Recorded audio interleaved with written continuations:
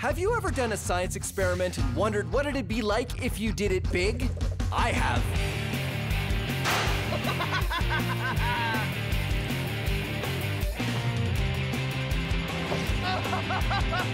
Yeah! My name is Phil, and I take your everyday science experiments and do them big. This is Science Max, experiments at large. Science Max! 3, 2, 1.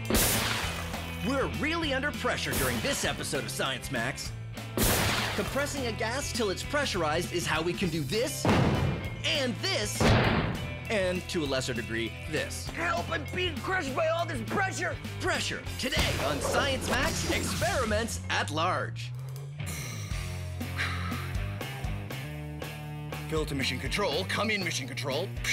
This is mission control, Phil. We read you loud and clear. I would... Oh. Greetings, Science! Greetings, Science Maximites! Welcome to Science Max Experiments at Large. My name is Phil McCordick, and today we're gonna be building an air-powered rocket. Too difficult, you say? Nonsense, it's easy. It's not like it's rocket science. Hey, it is rocket science. Cool! Here's what you need. You need a bottle and a cork. Make sure that the cork fits nicely into the bottle, and then you need an air pump, because you can't have an air-powered rocket without air. And on this air pump, you need a pin, the special kind that you use to inflate basketballs or volleyballs or stuff like that. Now, what you want to do is push the pin through the cork. You might want an adult's help for this. Push it through until it goes through on the other side, and then make sure you get a good seal with the bottle. Now you're ready to launch your rocket with air pressure. But first, let's do a few other things. Take your cork and put it in a tripod launcher. You can make this out of pencils or anything you want, as long as it stands up nice and solidly. And then, of course, you want to decorate your bottle so it looks like a rocket. This is my rocket. Pretty good, right? So you stick the bottle on the cork like before, like that. And then you stick the pin in the bottom. And what we're gonna do is we're gonna inflate the bottle with air pressure, and then it's gonna launch. Okay, here we go. You know, rocketry really isn't something you should do indoors. Come on.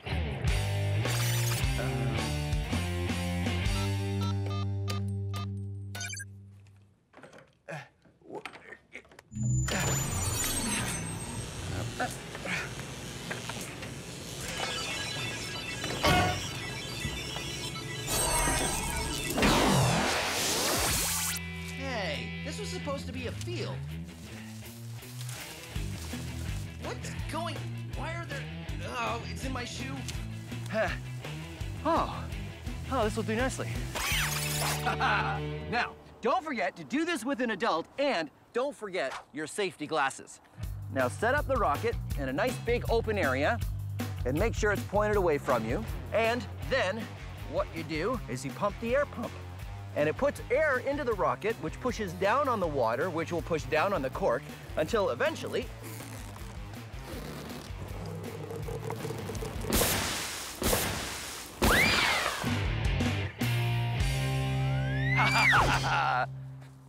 So, be Science Maximites and come up with your own rocket design. Try different amounts of water, different fins, even a different size bottle. Try it for yourself and see if you can get one that goes higher than mine just did.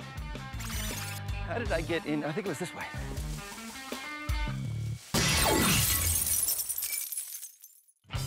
Do you want step-by-step directions on how to build your own air-powered rocket? Well, don't worry. Everything you need is on our website.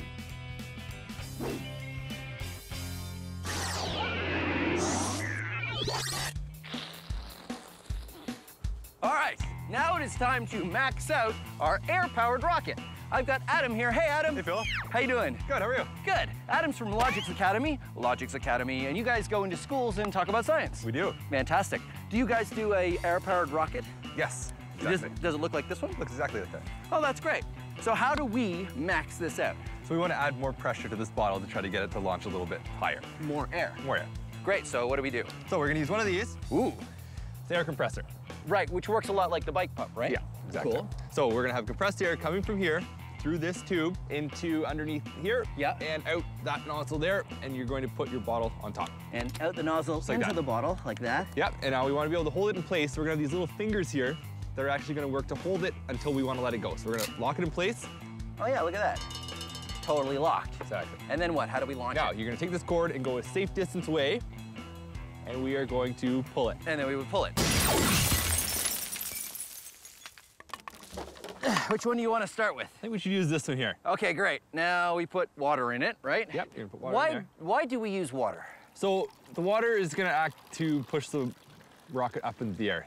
The compressed air in here is gonna shoot the water out the back, and the water is gonna push on the rocket and make it launch. It's just to give it a little extra push. How do I get it on there without spilling any water? So just rest it next to the Just go launcher fast? there. Yeah, just go really fast. Ooh. There you go. There we a go. little bit.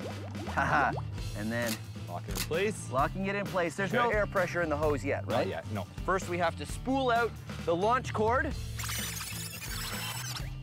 So the air compressor has the compressed air in it. It's ready to go. Yep, it's all ready to go. We just need to connect the hoses. Adam, I've noticed it's snowing a little bit. Do you think that's any reason why we should stop? I don't think so. No, the science must go on. Blast shields down. Connecting hoses. When we connect the air hose, the pressure from the compressor travels down the line and into the bottle. You can see the bubbles of air going in. Those bubbles are carrying more air into the bottle, giving it more pressure. Here we go. 3, 2, 1.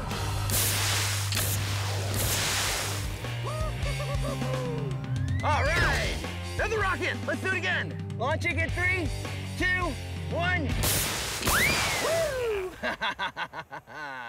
Nice. Success. Success. Nice. So, small bottle, worked really well. How do we make it bigger? I know, bigger nose cone? I think a bigger bottle. Oh, bigger bottle, yeah, of course, that's easy. How about this empty water bottle that we have now? That might work, except that the top here is too big. I don't think it'll fit on our launcher. Oh yeah, so what should we use? A 2-liter pop bottle might work a bit better because it'll be about the same size. Oh, that's right, 2-liter pop bottles have the same opening as these small water bottles. Exactly. That's great. All right, let's make a couple rockets out of 2-liter pop bottles. Awesome.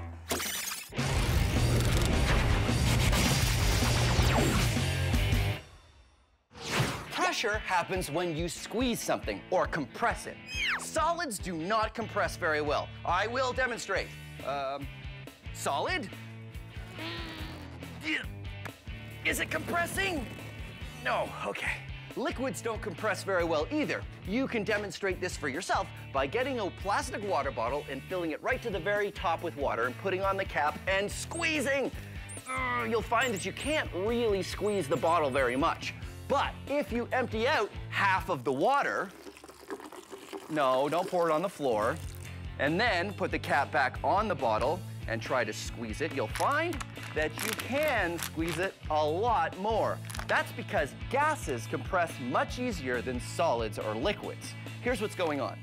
Say this container is, well, any container, and these magnets are air molecules.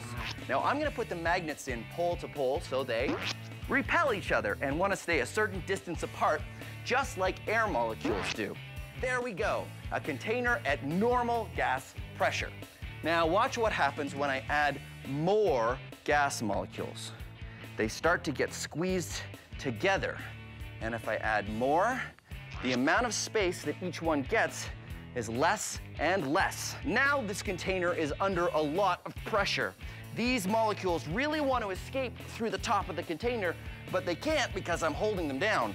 If I took something like this plunger and I pushed them down even more, now they're really under pressure. They want to get out, but they can't because I'm holding them in. Now watch what happens when I let them go. They all pop out the top, and the container has returned to normal gas pressure. That's what happens when we put gas in a container like this one. These containers that hold compressed gas are made out of solid steel because you need something really strong or it might explode if you put too much gas pressure in it. That's why these are only filled up by professionals who know exactly how much pressure it can take. That is the power of pressure. Our air-powered rocket was working pretty well, but there's always room to max it out. In order to do that, we need to understand how it works. First, we fill the bottle almost halfway with water, then we add air to the bottle. The air pressure builds up and the air presses down on the water. The rocket takes off when we pull on the release valve, which was blocking the opening of the bottle. Once that happens, the air pushes out the water. It's the water that gives us our thrust, so the water is very important. Once all the water is gone, the air escapes and the bottle returns to normal air pressure. But by that time, it's high in the sky. Now the plan is to use 2-liter bottles instead of regular water bottles to see if they work better. Now we've made a few more rockets out of 2-liter bottles, and I'm gonna fill this one up with water, and we're going to fire it again and see what happens. Now, the idea is that these will work better because they have more volume, and more volume means we could possibly put more air pressure in. It's hard to know until you try it, of course. But the other reason why it might work better is 2-liter bottles generally hold carbonated beverages, which means they already have to be made a little stronger than regular water bottles because they have to hold in the carbonation, which is just like air pressure. All right, ready to go. Okay, here we go. You ready, Adam? Yep. Okay, blast shield down. Pressurize! 3, 2, 1.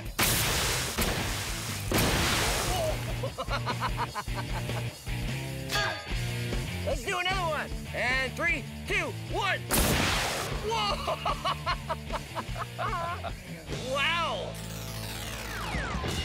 This is the superhero design rocket, which I'm very excited about.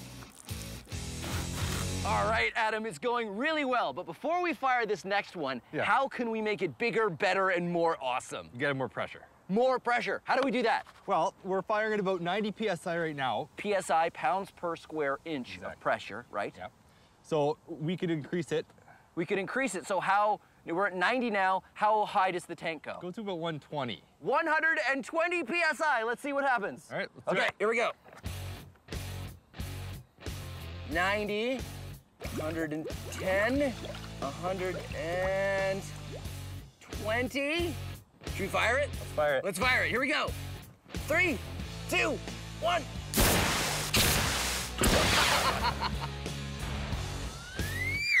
All right. Hey, actually, it worked okay. There's just a piece missing here, but I think the bottle is still okay. Yeah. So, 2-liter bottle, full pressure. I think we can still make something even better, even more maxed out. What if we used an even bigger bottle? You know the 5-liter ones that you see on a water cooler? Yeah. You think we can use one of those? Definitely. I think we could use that. We need to change the mouthpiece size to fit our launchers. Well, let's do it. Do it.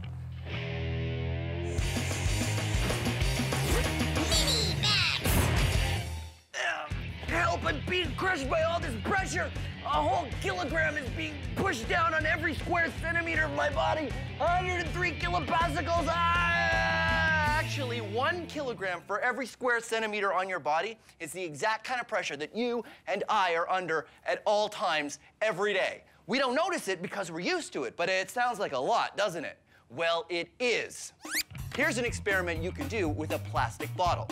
Say at room temperature, there are 10 million air molecules in here. Doesn't really matter how many, but we'll say there's 10 million at normal room temperature.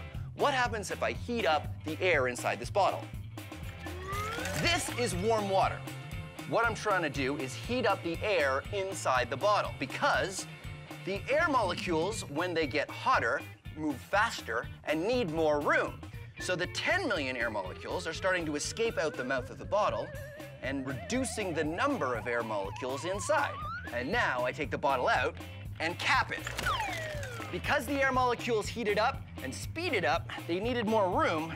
Now there's less of them in the bottle. There's about 4 million air molecules inside this bottle, but they're all hot air molecules and they have a higher pressure, and you don't notice it because the air out here isn't crushing the bottle. But watch what happens if I cool the air inside the bottle. This is ice water. So what's happening now is the molecules are slowing down and they need less space. So they need less room and they're being crushed by the pressure on the outside of the bottle. It has been crushed because the colder air molecules don't need the same kind of room as the hot air molecules, the room temperature air has crushed the bottle.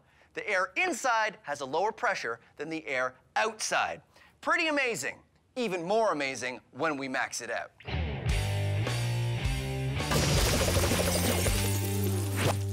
This is a steel drum. What we've done is we put some water in it and we're heating it up to boiling so there's nothing but hot air inside the drum. This is an airtight cap, which we use to seal the drum. And now we cool the drum off. Hey, Trevor, give me a hand. Ready? 1, 2, 3, you lift!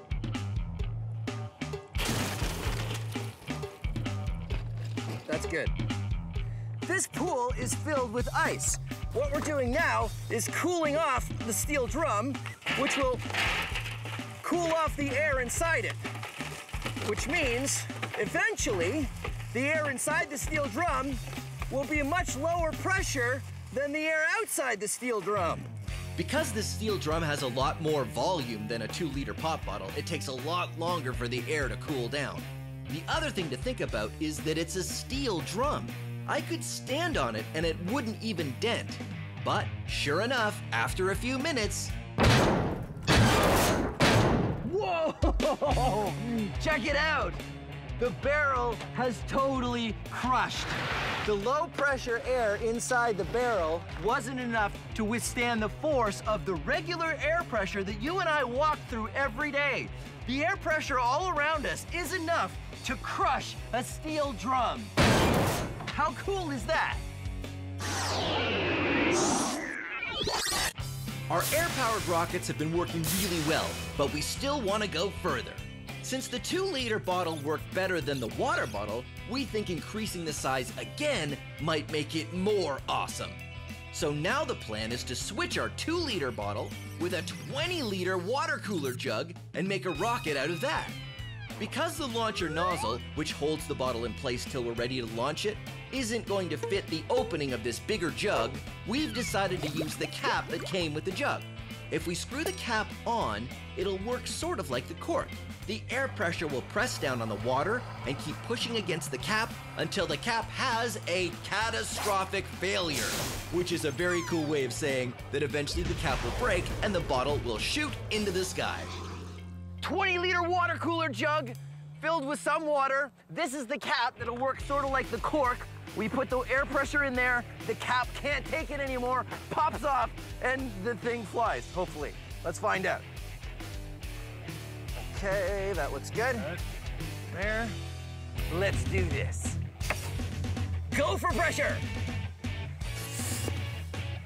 Uh-oh. Uh-oh. Oh, no.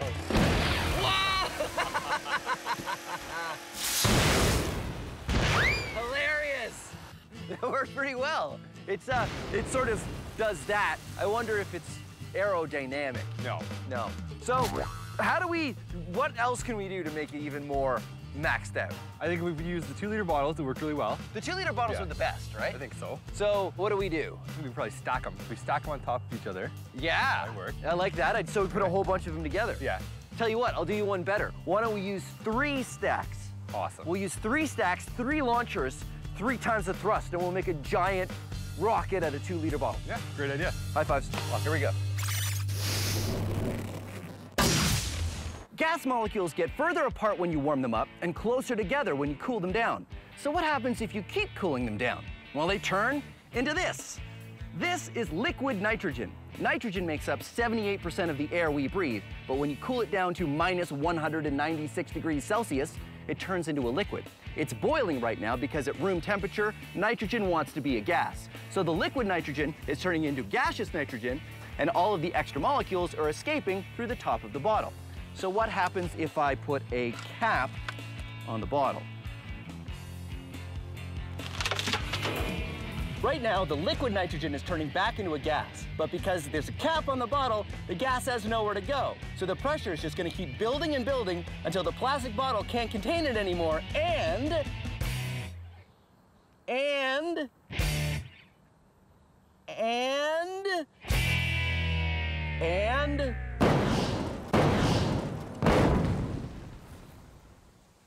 it pops like a balloon. Science! Our rockets have gone from small to bigger to even bigger. Now the plan is to use 3 2-liter bottles and create columns of them into a giant rocket. We pressurize them just like we did before, but with more thrust, it might work even better. Even if it doesn't work better, I'm pretty excited about this new plan. Giant rocket!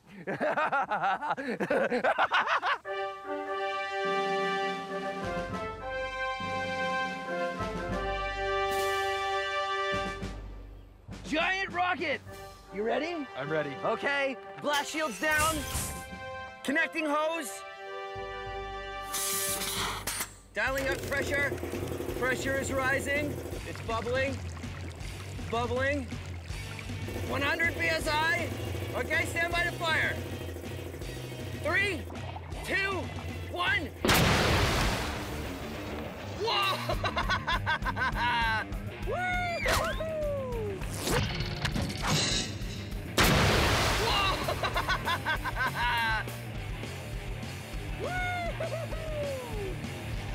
Awesome! Yeah, let's go check it out. Well, there you have it.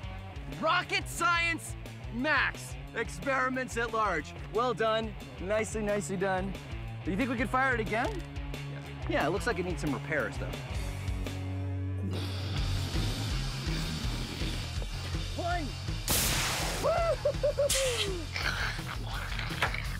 Well, what I'm gonna do is I'm gonna put, whoa, no, don't get, no, not in the bottle. I feel like it just wants to continue pointing at my face. And then, whoa, and when there's pressure, whoa, that one didn't work very well at all. Science!